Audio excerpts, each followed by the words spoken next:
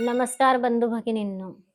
दिल्लीतील मद्य विक्री घोटाळ्यासंदर्भात अरविंद केजरीवाल यांना ऐन निवडणुकीच्या काळामध्ये अटक करण्यात आली होती आणि 156 दिवस त्यांना तुरुंगवास देऊन शेवटी कोर्ट त्यांना निर्दोष मुक्तता देतं. मग आता हे 156 दिवस भरून काढू शकतेत का? बी सरकारनं त्यांच्यावर जे काही आरोप केले आणि त्यांना तुरुंगवास भोगायला लावला आणि शेवटी कोर्टाचं अ, जे म्हणणं येतं, की अरविंद केजरीवाल हे निर्दोष आहेत.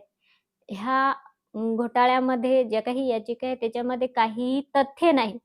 मग आता तथ्य नव्हतं, तर हे अगोदर पडताळणी करता आली नव्हती का, जे आरोप करणार आहेत? मग हे कशासाठी होतं? फक्त दिल्लीची सत्ता परिवर्तन करायची होती म्हणूनच होतं का? सत्ता पालट करायची होती म्हणूनच होतं का? यांनी परिवर्तन तर काही केलंच नाहीये तिथे दिल्लीमध्ये. एवढंच केलं फक्त सत्तेचं हस्तांतरण केलं. म्हणजे जी आम आदमीकडे ज्या पक्षाकडे सत्ता होती पार्टीकडे, ती काढून फक्त स्वतःकडे घेतली भारतीय जनता पार्टीने आणि मग एवढं करण्यासाठी तुम्ही एखाद्या व्यक्तीला एवढा त्रास देणार का? तिथे त्यांना जे काही औषधी लागायचे ते सुद्धा बंद करण्यात आलेले होते. म्हणजे एखाद्या व्यक्तीला एखादा आजार असेल आणि त्यामुळे त्यांना काही औषधी घ्यावं लागत असेल, तर त्यासुद्धा दिल्या जात नव्हती. अक्षरशः आज अरविंद केजरीवाल यांना अश्रू अनावर झाले, रडले माध्यमांसमोर. एक दिल्लीचा एक मुख्यमंत्री राहिलेला व्यक्ती माध्यमांसमोर अगदी एखाद्या अ, वेडावलेल्या माणसासारखा धाय मोकलून रडतो. म्हणजे अक्षरशः तुम्ही मुख्यमंत्री पद भूषवलेल्या व्यक्तीला सुद्धा वेड्यात काढण्याचं काम केलं भारतीय जनता पार्टी पक्षाने. हेच निदर्शनास आलेलं आहे ना. मनीष सिसोदिया यांनाही यांनी जेलमध्ये टाकलं म्हणजे 500 पेक्षा जास्त दिवस त्यांना तुरुंगवास दिला. शेवटी हे लोकं दीड-दीड, 2-2 वर्षे तुरुंगवास भोगायला लावतात आणि नंतर म्हणतात, की निर्दोष मुक्त आहेत ते. याच्यामध्ये काही तथ्य नव्हतं. मग काय फक्त तुम्हाला सत्ता पाहिजे म्हणून ऐन निवडणुकीच्या काळामध्ये तुम्ही कसं करता हे?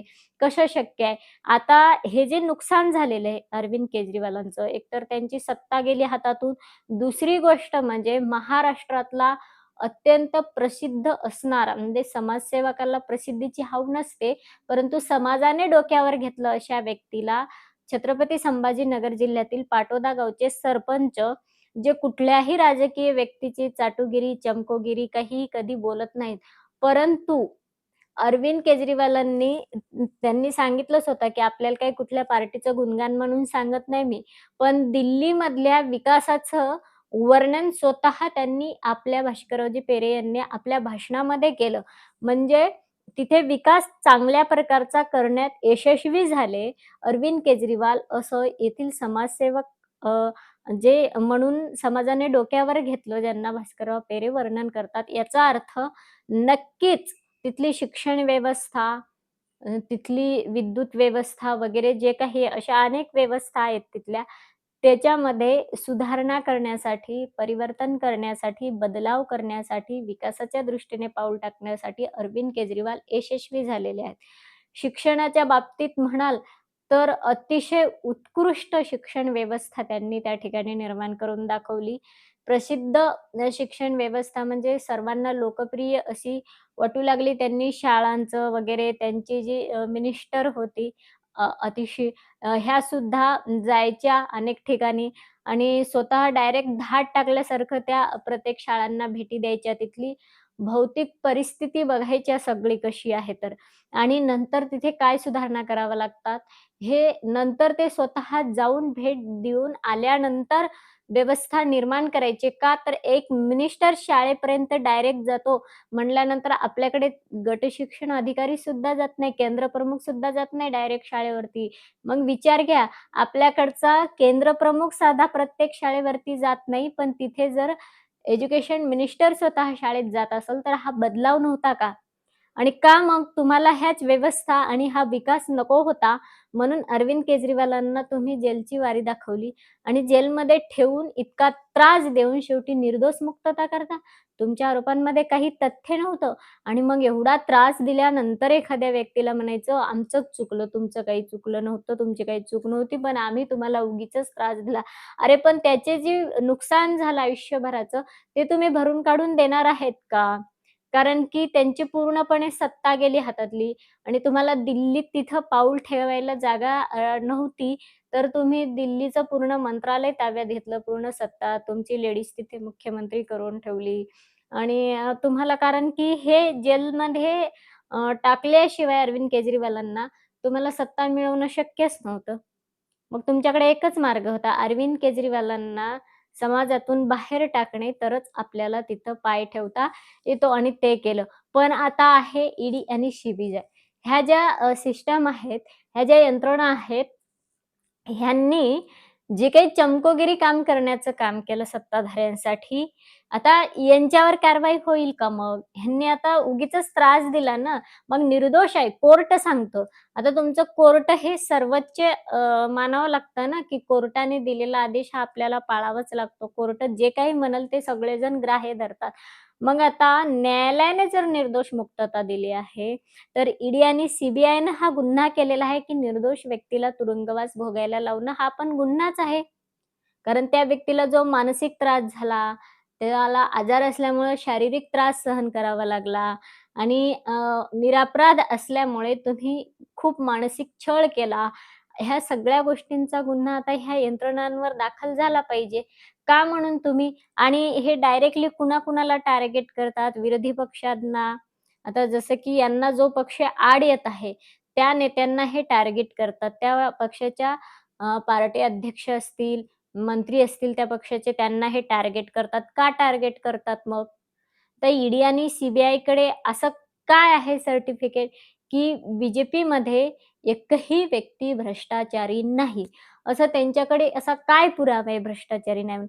पण बी-जे-पीतल्या कुठल्याही व्यक्तींकडे ही ईडी आणि सीबीआय जात नाही आणि अरविंद केजरीवालकडे पण गेली नसती. जर अरविंद केजरीवालांनी जेलऐवजी मी बी-जे-पीमध्ये प्रवेश करतो म्हणलं असतं अंधारात जाऊन, तर ईडी आणि सीबीआयने त्यांच्या उंबरवठ्यापर्यंत कधीही गेले नसते.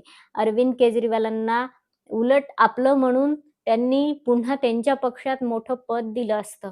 पण अरविंद केजरीवाल नमले नाहीत. त्यांच्या पक्षामध्ये गेले नाहीत. त्यांनी मी तुमच्या म्हणण्यानुसार तुरुंगवास स्वीकारतो, पण लाचारी स्वीकारत नाही. हे अरविंद केजरीवालांनी दाखवून दिलं आणि म्हणून शेवटी यांना तर निर्दोष मुक्तता द्यावीच लागली. शेवटी सत्याचाच विजय होतो, हे पण याच्यातून आपण शिकलं पाहिजे. परंतु आपण तर शिकायचं, ज्यांनी सहन करायचं त्यांना तर माहीतच असतं सत्याचा विजय होतो. ज्यांच्यावरती अ, ज्यांना असा त्रास दिला जातो, त्यांना तर माहीतच असतं सत्याचा विजय होतो आणि हे माहीत आहे म्हणूनच अरविंद केजरीवाल तुरुंगामध्ये गेले आणि शेवटी निर्दोष होऊन पण दाखवलं सगळ्यांना मी निर्दोष होतो म्हणून. परंतु जे त्रास देणारे असतात, ते कधी शिकणार की सत्याचा विजय होतो म्हणून. त्यांना असं का वाटतं की खोट्याचाच विजय होतो म्हणून. अरे सत्य व्यक्तींचा विजय होतच असतो. तो त्रिकालबाधित सत्य आहे हे. कारण की त्याला कितीही त्रास दिला, किती मानसिक छळ केला, काही तुम्ही अतोनात प्रयत्न केले, तरी सुद्धा सत्याचाच विजय होतो आणि म्हणूनच आपल्या राजमुद्रेवर ते कोरलेलं आहे, सत्यमेव जयते. तुमचा खोट्यांचा कधीही विजय होत नाही. खोटे हे तात्पुरतं असतं. आपल्याकडे जुन्या माणसांची म्हण आहे, रावणाचं राज्य फार काळ टिकत नाही. दुर्योधनाचं पण फार काळ टिकलं नाही. शेवटी नाशच आहे दुर्जनांचा. पण हे दुर्जन शिकणार कधी नाश आहे म्हणून. हे तर यांना तर इतका आत्मविश्वास असतो आधी, की आम्ही ही यंत्रणा हातात धरू, ती यंत्रणा हातात धरू. आमच्या पाठीशी हे आहे, आमच्या पाठीशी ते आहे. आमच्याकडे इतकं बळ आहे, आमच्याकडे तितकं बळ आहे, आमच्याकडे आर्थिक बळ आहे, शारीरिक बळ आहे, मानसिक बळ आहे वगैरे हे सगळ्या बळांचा वापर करून तुम्ही जेव्हा पुढच्या व्यक्तीला अतोनात त्रास देता, पण ती व्यक्ती फक्त एकच गोष्टीवर जगत असते, ते म्हणजे सत्य आणि सत्याचा सत्य कधी पराभूत होत नाही हे त्याला माहीत असतं आणि सत्याचाच विजय होतो, ह्या एकाच गोष्टीवर तो जगत असतो. पण तुमचा सत्यावर विश्वास नसतो ना, खोट्यांचा सत्यावर विश्वास नसतो म्हणून हे खोटं वागतात. यांना वाटतं की कुठल्यातरी बळाचा वापर करून आपण यशस्वी होत आहे, पण असं नाही निसर्गामध्ये. आज जी अरविंद केजरीवालांची निर्दोष मुक्तता करण्यात आली न्यायालयाकडून, तर आता निश्चितच ज्यांनी अतोनात त्रास दिला ज्या पक्षांनी सत्तेसाठी, त्यांनी माफी मागायला हवी जनतेची. कारण जनतेच्या खिलाफ जाऊन तुम्ही अरविंद केजरीवालांना अटक केली. कारण कुणाचंही म्हणणं नव्हतं सामान्य जनतेमध्ये, की अरविंद केजरीवालनी असे घोटाळे केले असतील वगैरे किंवा त्यांना अटक झालीच पाहिजे वगैरे. जर केले असतील, तर मग जनतेचं म्हणणं आहे बा बी-जे-पीमध्ये काही इतके खरंच इतके इमानदार आहेत, की ते कुठले घोटाळे करत नाहीत आणि पाहिलं तर एकदा सत्तेत आले, की 20 एकर शेती असणाऱ्या कार्यकर्त्याचा लगेच तो आमदार होतो, की लगेच त्याला 500 एकर शेती होती. मग बिगर घोटाळ्याचं हे होऊ शकतं का? आता अरविंद केजरीवालांच्या बंगल्यावर वगैरे सगळेजण बोलले, की मुख्यमंत्र्याला एवढं भारी घर काय करायचे? तो समाजसेवा करणारा मुख्यमंत्री आहे. अरे पण इकडं बी-जे-पीवाल्यांचे घरं पहा ना कसे आहेत. मग इकडे चालतात, फक्त तिकडे चालत नाही का? यांनी बी सोन्या-चांदीचे घरं बांधलेले आहेत. सोन्याच्या पत्र्याचे दारं लावलेले आहेत घराला. काय-काय केलेलं आहे आणि मग हे चालतं, पण हे ईडी, सीबीआयला दिसत नाही. हा भारत देश आहे. इथे समानता हे तत्व, समानता हे मूल्य संविधानापासून सांगितलेले फार हजारो वर्षापासून घटनेमध्ये आहे हे. हजारो वर्षापासून अनेक घटना भारतामध्ये आहेत. अलीकडे लोकशाहीमध्ये संविधान आहे. तसं अनेक घटना होऊन गेल्यात. रामायण सुद्धा एक घटना आहे. तिथे सुद्धा समानत्व तत्व होतंच. आताच्या संविधानामध्ये सुद्धा समानत्व तत्व डॉक्टर बाबासाहेब आंबेडकरांनी सांगितलेलं आहे. पण ईडी, सीबीआय आणि ही यंत्रणा यांच्याकडे समानत्व का नाही? म्हणजे इकडं बी-जे-पी कोण? बी-जे-पी. एकदम इमानदार. त्या कार्यकर्त्याला किंवा त्या आमदाराला किंवा त्या मंत्र्याला असं समजून जायचं, डायरेक्ट समजून द्यायचं. भले तो गुंड का असेना, पण तो सत्तेतला आहे म्हणजे आणि इकडे विरोधी पक्षाचा किंवा भारतीय जनता पार्टीला जड जात आहे असा एखादा दिसला तर त्यांना लगेच टार्गेट करायचं, त्यांना तुरुंगवास द्यायचा. हे यंत्रणांना का असं वाटतं, की असं केलं पाहिजे? तुम्ही काय शिकलेले आहे आणि तुम्ही समजता काय? इथली जनता अज्ञानी आहे आणि म्हणून तुमचे दुकानं चालत आहेत. इथले लोक जर ज्ञानी असते, इथले लोक जर अ, एकात्मतेने एका संघटित तसे होतात ते, पण वेळ त्यावेळेस खूप निघून गेलेली असते. स्वतंत्र मिळवण्याच्या काळात सगळे लोक एकत्र आले आणि ज्ञानी पण झाले. म्हणून स्वातंत्र्य मिळवण्यासाठी ते यशस्वी झाले. पण त्याआधी किती जणांच्या प्राणांच्या आहुत्या द्याव्या लागल्या. अगदी असंच होत आहे. काही जणांना जेलमध्ये काही झालं म्हणजे याची जबाबदारी हे सत्ताधारी घेतात का तर नाही. आणि म्हणून या ईडी, सीबीआयला कधीतरी अक्कल येईल का आपण समानत्वाने वागलं पाहिजे. आता यांची हिंमत, यांची अवकात आहे का, की बी आमदारांच्या, मंत्र्यांच्या घरावर धाड टाकण्याची आणि त्यांना अटक करण्याची, त्यांचे घोटाळे बाहेर काढण्याची आहे का यांची अवकात? नक्की यांनी कळवावी असेल तर. कारण यांना पण आता प्रश्न आहेत. हे ईडी, सीबीआयला पण आता प्रश्न आहेत, की तुमच्यामध्ये जर अवकात असेल, तर तुम्ही भारतीय जनता पार्टीच्या मंत्र्यांचे घोटाळे बाहेर काढून दाखवा. नाहीतर उंदरासारखं असं चुप-चुप, चुप-चुप लपून बसू नका घरामध्ये मांजरीसारखं.